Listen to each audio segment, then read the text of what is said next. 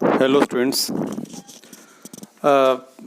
इस वीडियो में हम डिस्कस करेंगे कि गुडविल को किस तरह से ट्रीट किया जाएगा when the ratio among the partner is changed. Students, you know कि how to calculate the goodwill of a firm. You know the different methods of calculating goodwill. पहले तो आप ये समझिए कि गुडविल को कैलकुलेट क्यों करना पड़ता है और कब करना पड़ता है। देखिए, गुडविल को कैलकुलेट करने के कई ओकेज़न होते हैं।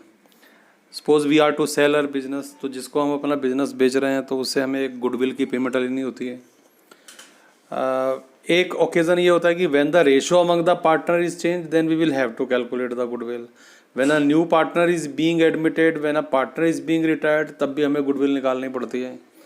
तो हमारा चैप्टर चल रहा है change in profit sharing ratio among the existing partner. तो यहाँ हमें गुडविल कैलकुलेट करनी पड़ती है। लेकिन गुडविल को कैलकुलेट करने के बाद उस अमाउंट का हमें करना क्या है, वो हमारी प्रॉब्लम इस टॉपिक में कि how to treat the goodwill when the ratio among the partner is changed. अच्छा, एक बात हमें क्लियर है कि जब भी रेशो चेंज होती है तो किसी रेशो चेंज होने से किसी पार्टनर्स को गेन होता है और उसका गेन वो किसी दूसरे के सेक्रीफाइस से बनता है। ये बात हमें क्लियर है। तो जो गेनिंग पार्टनर है उसको कंपनसेट करना पड़ता है सेक्रीफाइसिंग पार्टनर को, क्योंकि उसकी कॉस्ट पे ही उसको गेन हुआ है।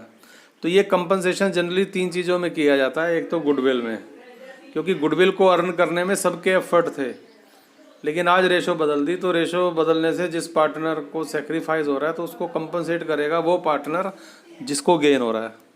तो एक तो गुडविल की कंपनसेशन गेनिंग पार्टनर सेक्रीफाइसिंग को देता है। एक वो जो पुराने रिजर्व्स हैं, पुराने प्रॉफिट्स हैं, तो अब उन प्रॉफिट में वो जो रिजर्व्स या प्रॉफिट्स हैं वो जब अर्न किए गए थे तब तो रेशो ओल्ड थी, लेकिन आज हमने रेशो बदल दी तो उन प्रॉफिट्स की भी हमें एडजस्टमेंट करनी पड़ती है, क्योंकि उसमें जो राइट है पार्टनर्स का वो ओल्ड रेशो में बनता है सबका। लेकिन आज रेशो चेंज होने से जिसको फालतू मिलना है तो वो जितना उसको एक्स्ट्रा मिलेगा वो कंपनसेट करेगा, वो उसको देगा जिसने उसके गेन के लिए सेक्रीफाइस किया है। इसी तरह से रेशो चेंज होने पे एसेट्स और लाइबिलिटीज़ को भी रीवैल्यूड किया जाता है। करंट उनकी वैल्यू फाइंड आउट की जाती है और देखा जाता है कि इस पीरियड में किस एसेट की वैल्यू बढ़ी या घटी। तो वो जो भी प्रॉफिट या लॉस रिवैल्यूएशन पे होता है उस चीज़ की भी एडजस्टमेंट होती है। यानी तीन चीज़ों की हमें एडजस्टमेंट करनी पड़ती है, ट्रीटमेंट करनी पड़ती है जब रेशो चेंज होती है। एक तो गुडविल की, रिजर्व्स और प्रॉफिट्स की, और वो जो प्रॉफिट या लॉस रिवैल्यूएशन ऑफ एसेट्स और लाइबिलिटीज़ पे फाइंड आउट होते हैं। हमारा आज का जो टॉपिक है वो ये है कि गुडविल को किस तरह से ट्रीट किया जाए जब रेशो चेंज हो।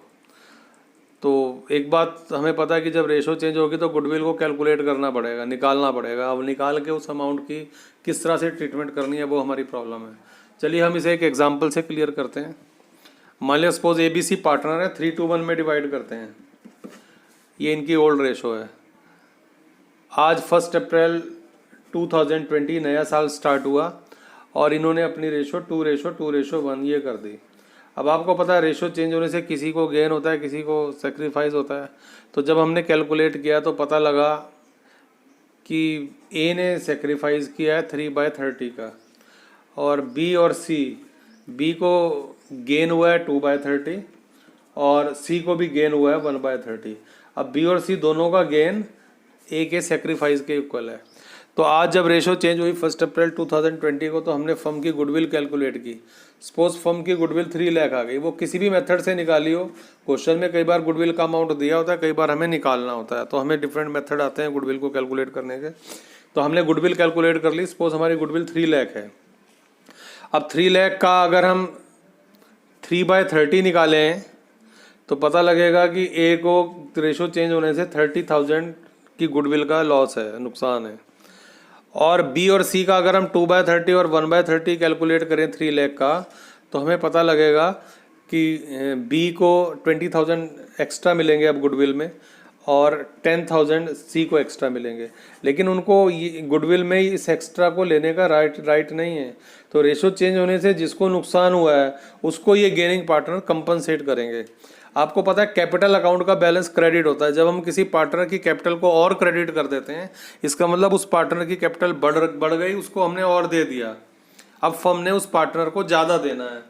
जब हम किसी पार्टनर की कैपिटल को डेबिट करते हैं इसका मतलब हम उसकी कैपिटल को रिड्यूस करते हैं, इसका मतलब हम उससे उतना अमाउंट ले रहे होते हैं। तो यहाँ हमें बी और सी से लेना है, बी से 20,000 लेने हैं और सी से 10,000 लेने हैं, और ए को 30,000 हमें देने हैं क्योंकि उसको रेशो चेंज होने से नुकसान हुआ है। तो हमें एक एंट्री बनानी पड़ेगी, बीज capital account debit bye 20,000, seize capital account debit bye 10,000 to A's capital account. A's capital account will be credited by 30,000. So you know the capital account when it will be credited, so capital will increase. So capital of A will increase by 30,000. Now the firm has to pay to A more amount 30,000, but capital of B and C will reduce by 20 and 10,000 because they have gained due to change in ratio. तो this is the journal entry regarding goodwill. तो ये आपको concept समझना है ध्यान से। जब भी रेशो चेंज होगी किसी को गेन होगा किसी को सेक्रीफाइस होगा, तो gaining partners capital account will be debited and sacrificing partners capital account will be credited. लेकिन कितने अमाउंट से वो डेबिट होंगे और कितने से क्रेडिट होंगे, तो गेनिंग पार्टनर उतने अमाउंट से डेबिट होंगे जितना शेयर, जितना उनको गेन हुआ है, जितना शेयर उन्होंने गेन किया है उसके अकॉर्डिंग जो अमाउंट कैलकुलेट होगा गुडविल का उतने से गेनिंग पार्टनर को डेबिट किया जाएगा, और जितना किसी पार्टनर ने सेक्रीफाइस किया है उतने शेयर से उसके कैपिटल अकाउंट को क्रेडिट किया जाएगा। तो ये गुडविल की ट्रीटमेंट होती है, और ये ट्रीटमेंट हमें अगले चैप्टर्स में भी इस ट्रीटमेंट को हम यूज़ करेंगे। चाहे वो चैप्टर हमारा एडमिशन है, रिटायरमेंट है, डेथ है, तो हर चैप्टर में गुडविल की ट्रीटमेंट की जाती है, और वो ये जनरलाइज ट्रीटमेंट है, सेम होती है। Gaining partner will be debited and sacrificing partner will be credited. तो इसके कुछ क्वेश्चंस हम बुक में हमारे दिए हुए हैं जिसमें हमें गुडविल की एंट्रीज बनानी है, ट्रीट करना है गुडविल को। तो 3.22 पेज पे इलस्ट्रेशन 21, 22 और 23 गुडविल की ट्रीटमेंट पे बेस्ड है। और अगर हम प्रैक्टिकल क्वेश्चंस की बात करें तो 3.68 पेज पे क्वेश्चन 21, 22 और 23 ये भी गुडविल की ट्रीटमेंट पे बेस्ड है। तो इन क्वेश्चन को आप सॉल्व करें और वो इजीली निकल जाएंगे। तो जनरल एंट्री आपको गुडविल की ट्रीटमेंट की बनानी है। Thank you students, thank you so much.